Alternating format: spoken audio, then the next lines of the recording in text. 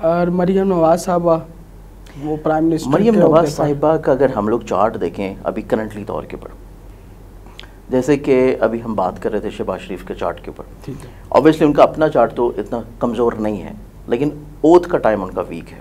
इसी तरह मरियम साहिबा का चार्ट को देखा जाए तो उनका भी ओथ का टाइम बहुत अच्छा नहीं है।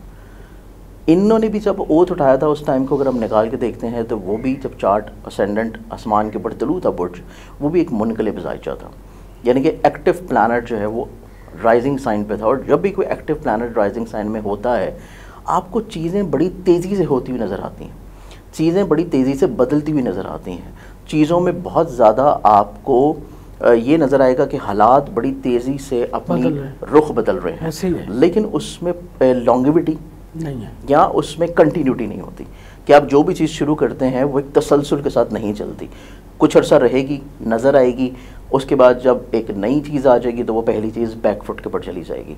तो किसी भी चीज़ में कंटिन्यूटी वाला मामला नहीं है, बस चीज़ें आपको नज़र आ रही हैं 1 2 3 4 5, फिर जब आप वापस पलटते हैं तो पहली चीज़ ख़त्म हो चुकी होती है, दूसरी ख़त्म हो चुकी होती है, तो वो उसके बाद गिनती जो है कंटिन्यू रहती है। इसी तरह उनका अपना जो ओथ का टाइम है वो ओथ का टाइम भी बहुत ज़्यादा स्ट्रॉन्ग नहीं है, तो इस एतबार से उनका अपना भी बमुश्किल 2026 जो है ये गुजार पाएंगी। अगर कुछ रेमेडीज़ कर ली जाएँ, जैसे कि हमारी एस्ट्रोलॉजी में जैसे कुछ चीज़ें कमज़ोर होती हैं तो हम लोगों को सजेस्ट करते हैं कि आप कुछ रेमेडी कर लें, आप कुछ सदका दे दें, आप कुछ वज़ाइफ कर लें, आप कुछ चैरिटी का काम कर लें, आप जो है इंसानियत की भलाई के कुछ काम कर लें।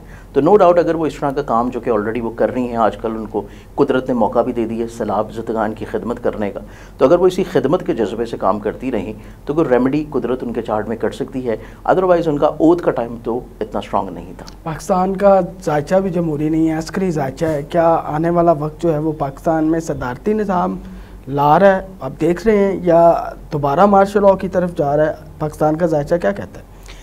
देखिए सर, इसमें अगर हम लोग देखें ना, पाकिस्तान का जायचा 1947 के बाद 1971 में दोबारा चेंज हुआ है। ठीक है, क्योंकि 1971 के बाद जब एक पाकिस्तान दोबारा नक्शे के ऊपर एक नए मुल्क के तौर के ऊपर उसकी जोग्राफ़ी जो है वो चेंज हुई, तो उस एतबार से आप दोनों चार्ट्स को पैरेलल जो है वो रीड करते हैं, दोनों चार्ट्स को पैरेलल तौर के ऊपर इंटरप्रेट करते हैं। अब उस एतबार से पाकिस्तान के जायचे में देखें तो पाकिस्तान के जायचे में ना बदकिस्मती के साथ मैं ये समझता हूँ कि किसी साजिश के तहत एक बात है जो कि हम लोग हर प्लेटफॉर्म के ऊपर इसको रेज़ करते आए हैं, क्योंकि हमारी पब्लिकेशंस भी हैं, एवरी मंथ हमारा मैगज़ीन आता है किस्मत, और एवरी ईयर हमारी एनुअल जंतरी आती है ज़ंजानी।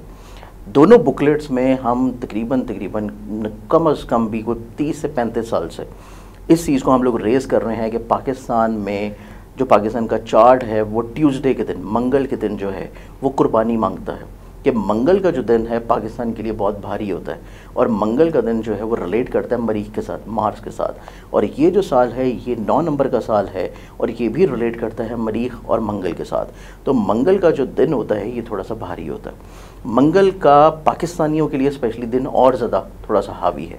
अब उसमें रेमेडी करनी चाहिए, और रेमेडी सबसे बेहतरीन होती है कि आप किसी जो कि अल्लाह ताला को भी पसंद है कि आप कुर्बानी करें, हलाल शे की कुर्बानी करें।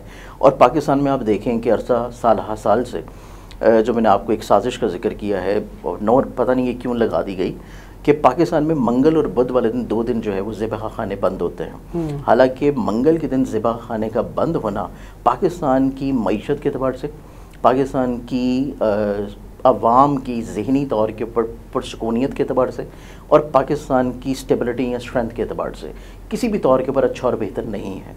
बादशाह अकबर ने अगर किया होता तो फिर आपको पूरे बर सगीर में ये निज़ाम नज़र आता। ये जो निज़ाम है जो कि पाकिस्तान में मंगल का दिन नागा किया गया था, ये किया गया था हमारी मोहतरमा बेनज़ीर साहिबा के दौर में, और जो हमारे पास रिकॉर्ड्स में मौजूद हैं। तो ये चीज़ रिलेट करती है कि पाकिस्तान में जब तक ये मंगल का नागा ख़त्म नहीं होगा, पाकिस्तान में आप वो स्टेबिलिटी नहीं देख पाते जो पोटेंशियल पाकिस्तान में है।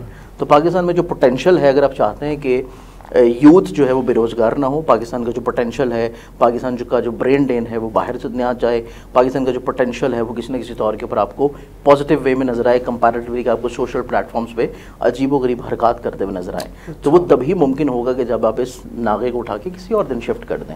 अब हम आ जाते हैं आपके दूसरे सवाल के हिस्से के ऊपर, क्या है पाकिस्तान में खुदा न खास्ता दोबारा से फिर कोई मार्शल वाला टाइम तो नहीं है? अब देखिए, एक सिस्टम होता है, अगर फॉर एग्ज़ाम्पल पाकिस्तान जो है वो एक इंसान होता तो 60 साल के बाद वो रिटायर्ड हो जाता। अब पाकिस्तान चूँकि इंसान नहीं है, पाकिस्तान एक मुल्क है और पाकिस्तान में चलने वाला जो निज़ाम है वो 60 साल के बाद रिटायर्ड हो चुका है। पाकिस्तान का आप देखेंगे जब से पाकिस्तान मार्ज़ वजूद में आया, जब पाकिस्तान का 60वीं सालगिरह थी उसके बाद से अवाम में आपको वो शौर नज़र आएगा जो कि पहले नहीं था। अवाम में आपको वो तब्दीली, वो जुर्रत, वो कामयाबी या वो आगे बढ़ने की चाहत या वो कायदाना सलाहियत हासिल करने की चाहत होगी कि जिससे हमारे मुल्क में कुछ बेहतरी आ सके जो कि पहले नहीं थी। अवाम के आंखों के ऊपर जैसे पहले 60 सालों में पट्टी बांध के चला लिया गया, अब वो चीज़ आपको नज़र नहीं आती। अब चीज़ें आपको किसी न किसी तौर पर तब्दील होंगी। तो पाकिस्तान का वो 60 साल निज़ाम जो है वो रिटायर्ड हो चुका है। पाकिस्तान के उसके बाद से चीज़ें निस्बतन बेहतरी आई है। अदलिया की निज़ाम में आपको बेहतरी नज़र आई होगी, आपको बहुत सारी कानून साजियाँ नहीं होती हुई नज़र आई होंगी। पाकिस्तान में जो आपको डायरेक्टली तौर के ऊपर मार्शाल्लाह देखने को मिलते थे, अब आपको डायरेक्टली तौर के ऊपर वो मार्शाल्लाह देखने को नहीं मिलेंगे, लेकिन इनडायरेक्टली तौर के ऊपर चीज़ें कहीं ना कहीं पे सपोर्टेड तो वहीं से चलेंगी, क्योंकि पाकिस्तान का जायचा वही बुनियादी जायचा है जो कि अस्करी है, और जब तक चीज़ें आप उसको बेहतर नहीं करेंगे तो वो उसी पर्पज़ पर रहेंगी। बाकी आपका सवाल का एक और हिस्सा था सदारती निज़ाम का। अब देखिए सदारती निज़ाम, अभी हम पूरी दुनिया में जितने भी ममालिक हैं जहाँ पे वन मैन शो है, सदारती निज़ाम है, आप देखें कि उनकी चीज़ें निस्बतन ज़्यादा कंट्रोल्ड हैं, बेहतर हैं, पॉजिटिवली प्ले करती हैं, चाहे वो बादशाही निज़ाम हो चाहे वो प्रेसिडेंशियल निज़ाम हो।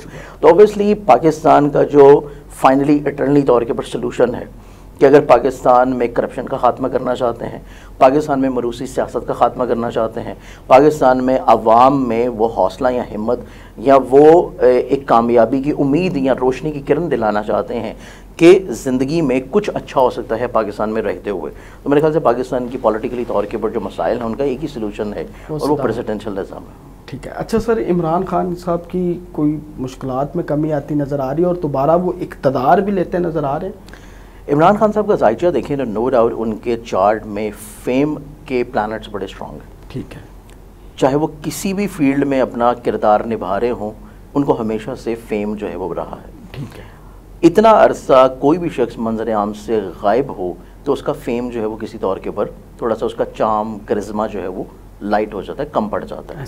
जैसे कि यही फार्मूला कुछ अप्लाई किया गया था कराची में MQM के अगेंस्ट, अल्ताफ़ भाई के अगेंस्ट, और इसी तरह देखेंगे वो चार्म नहीं था तो चीज़ें मध्यम पड़ गई, तो चीज़ें पलट गई।